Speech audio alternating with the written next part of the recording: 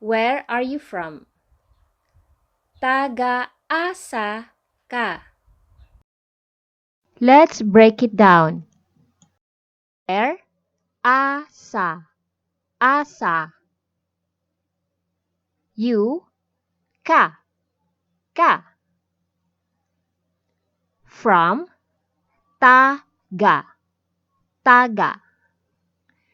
Common answer is taga and then state your location or your place of origin.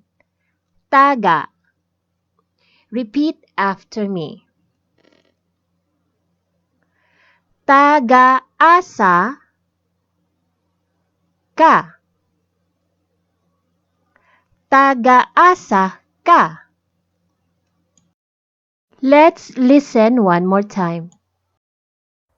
Where are you from? Taga-asa ka? Taga-asa ka? Where are you from? Taga-asa ka?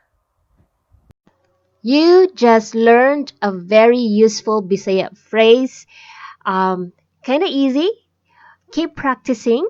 So I'll see you again next Friday.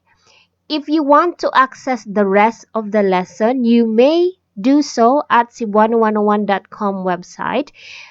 Subscribe to my members access plan to access the rest of the lessons and all other lessons in my site.